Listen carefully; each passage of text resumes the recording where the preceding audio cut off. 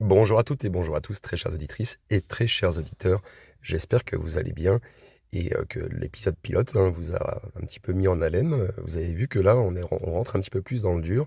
C'est une nouvelle manière, je trouve, de participer, d'apprendre et d'avoir un peu plus de connaissances tout en jouant. Et vous allez voir que c'est quand même captivant. On va donc explorer tout un tas de méthodes pour rechercher ces indices tout au long de ces 5 épisodes.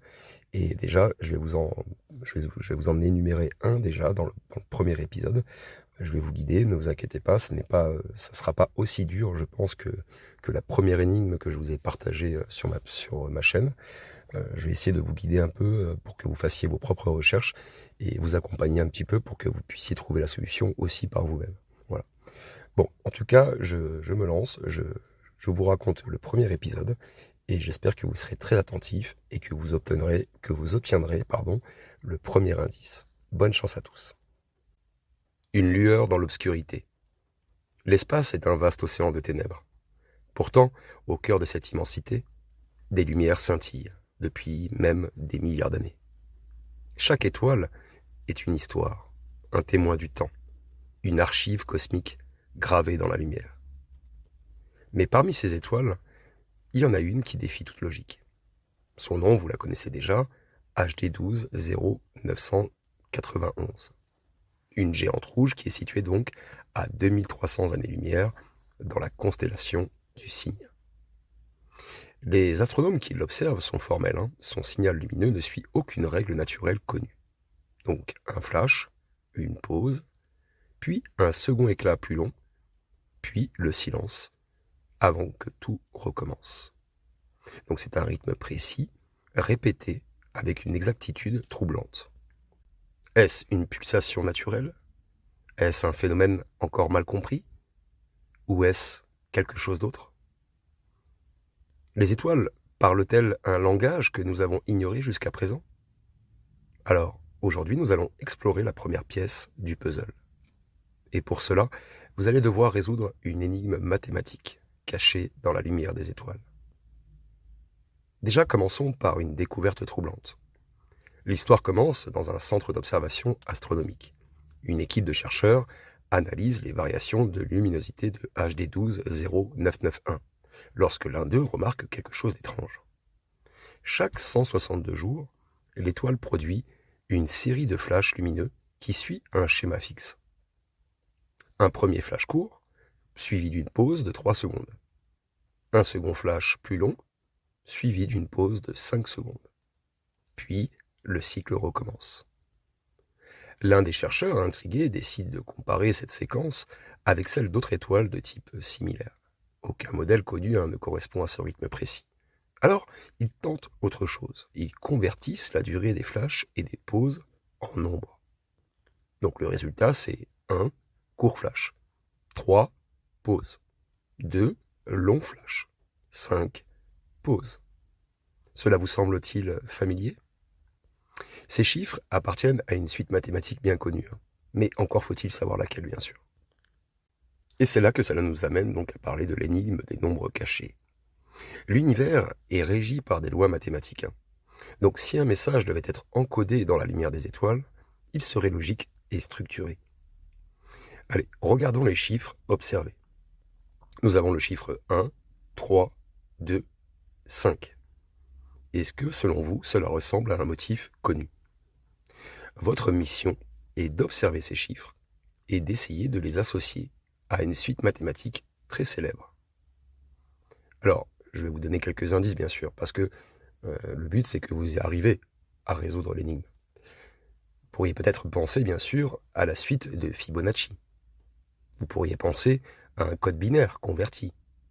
Vous pourriez penser aussi à une fréquence astronomique. Et ces chiffres ne sont pas totalement aléatoires. Ils correspondent à une propriété mathématique bien spécifique. Et c'est souvent utilisé d'ailleurs en cryptographie et en physique quantique. Alors, parlons maintenant d'une séquence qui résonne dans l'univers. Ceux qui connaissent donc les nombres premiers pourraient y voir un lien, bien sûr. On va essayer de regarder ça de plus près, tous ensemble. Le chiffre 1, ce n'est pas un nombre premier.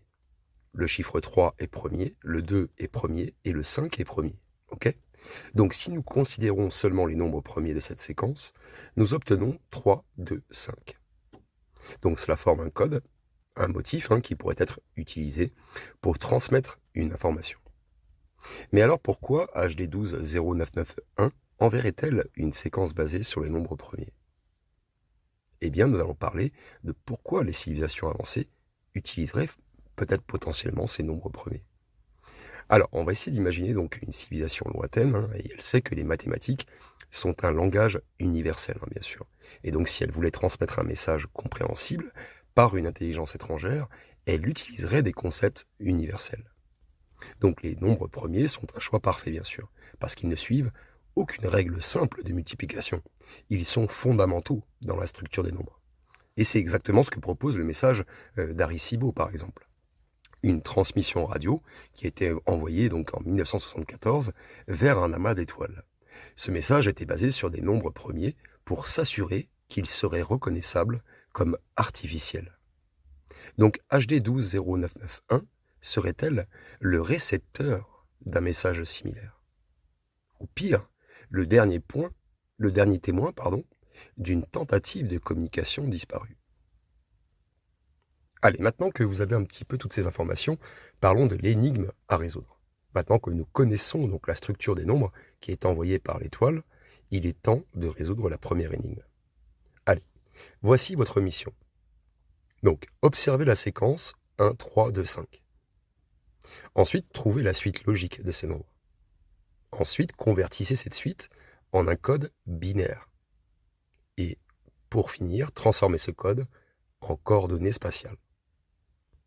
Voilà, j'espère que déjà, le premier qui trouvera la bonne réponse, eh bien, franchement, GG à toi, GG à vous, en tout cas, et vous aurez donc une mention spéciale, bien sûr, dans l'épisode final.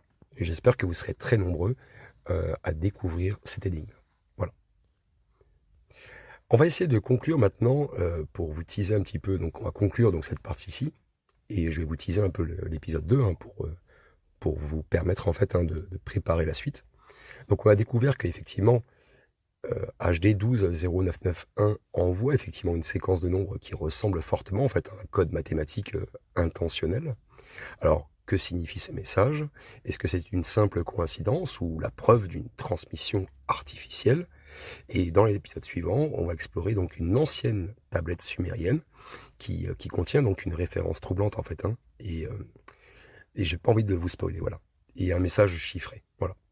Donc si cette énigme, on va dire que si vous n'arrivez pas à la trouver, et que vous n'arriviez pas donc à trouver effectivement cette énigme, peut-être que ce deuxième indice pourra vous mettre sur la piste, en tout cas.